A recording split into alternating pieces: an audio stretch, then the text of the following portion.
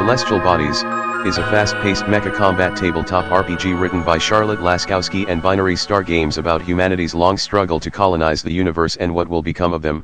You are lamplighters, a once-reverent name for the union of pilot and mech, flesh and steel, serving a home ship, and for it, you will do anything to keep yours alive. Ah yes, another mech TTRPG for me to review. How delightful, and there's something special about this one, but let's talk about the basics first. As a lamplighter, you have 4 attributes: nerve, flash, precision, and force, and you have 10 points to assign to your attributes, 5 max, 1 minimum. Well, I said attributes, but they are more like resources to improve or pass a roll. Don't worry, you get them back after a mission, which is not stated in the book currently, but it is coming in an errata as the book is still quite fresh from the oven.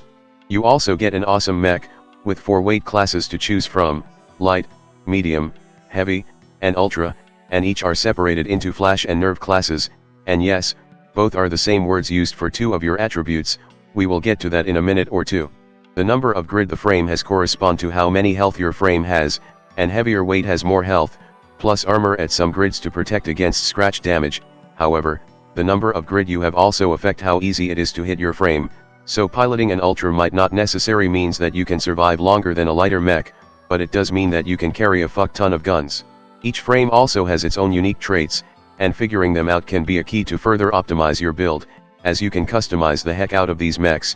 Let's talk about the grid system, which is one of the coolest mech building systems I have ever seen in a long while. To get a frame working, you need multiple components, most important of which is the reactor, which transfers power outward from any adjacent square. Get it knocked out completely, and you are dead in the water. Next, thrusters. Thrusters move your frame around, which is important for not just mobility but also for gaining evasion, which can let you potentially avoid unwanted hits, which is all of them. I recommend putting an ultra thruster into your light frame to achieve neck-breaking speed constantly. Third, processors are one-square systems that can be used to improve certain aspects of your frame, as long as they are connected to the right things, like weapon, thruster, or shield. They are optional, but they are also very useful. Fourth, shield generators.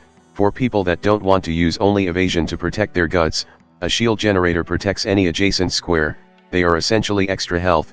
However, any direct hit on the shield generator costs 2 capacity per damage, so you can deal with an enemy's shield generator that way too.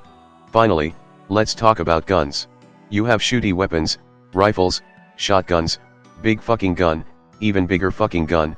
You have guns that do big boom, a whole bunch of stabby sticks, pile bunker included, or maybe you just like to screw with people with electronic warfare, or just fire an ungodly amount of missiles to make God stay on heaven in fear.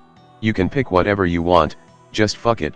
It's very funny how one of the suggestion on how to build your frame is redundancy is sensible, and then immediately contradicts it.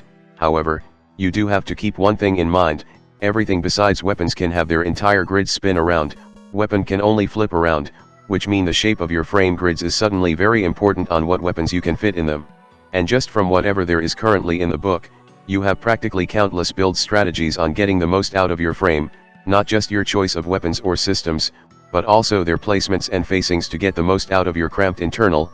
I spent so many hours in Armored Core 6 just tweaking my AC for shits and giggles, and now a TTRPG is gonna give me the same experience all over again. I would like to talk more about how the weapon works, but then you will actually need to understand how combat works, so let's talk about that. Like any turn-based combat, you have actions. A lamplighter has 3 actions per turn, your foes might have 2 or 3, depending on enemy types, and you have 6 actions to choose, though if you are not firing missiles, you can ignore these 2. Move is simple, you move depending on your thruster. For every 3 zone you have moved, you gain 1 evasion. Keep that in mind when you get shot.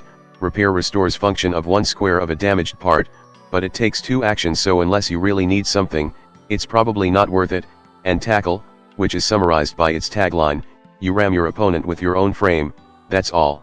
And finally, attack. This is another thing that makes me look at this TTRPG with glee, because as someone who fell in love with mecha through BattleTech, I always wonder if there's a way to streamline simulating internal component damage, because while it is very enjoyable to tear your opponent's battle mech apart with visceral details, if not for Megamech I will go insane from all the rolling. Many systems have improved on this in their own way, and Celestial Bodies top them all off by just doing it all in one roll without sacrificing the details. So, when you attack with a weapon in range, You make your hit roll with 2d6 for any number between 11 and 66, if your attack falls outside of the target's grid, it misses, but if it does land, the part within the targeted grid is damaged, and you take the damage. That's it, the roll simultaneously solves hit chance, damage, and component destruction all together in a single roll. That's amazing. And critical hit, also a thing in celestial bodies, is achieved here by hitting squares with already damaged part or just left empty.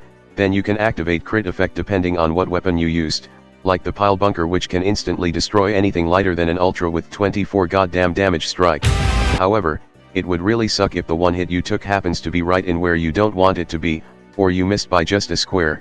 This is what evasion and accuracy is for. Both can decrease or increase one of the dice value of a hit roll by 1, for defender or attacker side, meaning you can make the hit square move up, down, left, right, but beware, you might not want to spend all of it in one roll because some weapons deal multiple hit rolls, away or incoming. Plus, you can further affect these rolls with your attributes, each of them corresponds to a weapon type, or to a frame type to avoid incoming hits, and that's it, that's all there is to a hit roll, and it just does so many things together at once that other RPG usually takes multiple rolls or tables, and I really like that. I like how clean and tight this is, it just works so well. And now that you have figured out how to fire a gun, let's talk about missiles, which works very differently. First, you have to deploy the missile, launching a number of them depending on the launcher, locking onto a target in the process. However, they don't do anything yet, and the target know they are being locked onto. Then, in the next round, you can direct them, causing them to move towards their target at their own speed. A missile can only be directed once per round, and you can only direct 5 of them at once, unless you use a processor, and when they intercept the target, roll the 2-hit roll. This means that a missile launcher might be the ultimate long-range weapon. However, there's a few ways to intercept them, including actually shooting them down with your guns, which is very anime. And that's basically it on combat. Outside of combat, when you are out exploring places, you don't really roll, instead you spend your attribute to do 2 things, establishing details and take risky actions. Establishing detail is just that, establishing details on a scene by rolling on a bunch of tables, and you spend attribute depending on the table selected or rolled, and you have to spend a number of attribute equals to the number of players. If you can't, describe one downside to the situation. And take risky actions is also just that, players describe what they want to do and take a risky action, but before spending any attribute, each player have to come up with things that can go wrong, then the players can choose to spend an attribute to make things go smoothly, or not. Both of these mechanics are interesting, because any bad things that happened is entirely on the player's hand, meaning they have a choice on making the situation more interesting to their own detriment, or, they just want to save up their attributes so they have more of them to use in combat. And that's basically it on Celestial Bodies, a fast-paced mecha combat tabletop RPG with a very detailed grid-based component destruction system. There's some random tables for random encounters, builds for enemy faction that you can probably use yourself, and a short mission campaign, but that's basically it. When I was able to take a look at this TTRPG, I was very excited, because it managed to do what I wanted in a mecha TTRPG in such a simple way. Much like Apocalypse Frame, I just really like how clean the mechanic is. It just feels so much more visceral when you are landing multiple hits and could just see what systems are getting knocked out of your opponents right after each hit. It just works. However, Celestial Bodies is very new and not quite as balanced as it should be. And honestly, it feels lacking in some aspects. It talked about these Titan corpses in the background, but you are not gonna see anything related to it in the current version of the book, which is why it's still getting updated, much like how Apocalypse Frame was, which is now complete for the most part. Celestial Bodies is still getting developed. It's playable right now, just that the book will be further expanded in the future, with more details on the Titans, the world, and maybe even a construction system for your home ship itself to upgrade it, since the whole point of you fighting is to keep your home ship intact. Anyway, you can get it now on itch.io. There's also some community copies too, though they might be out if you aren't watching this video on the date it's out. That's all for now, and I will see you all next time.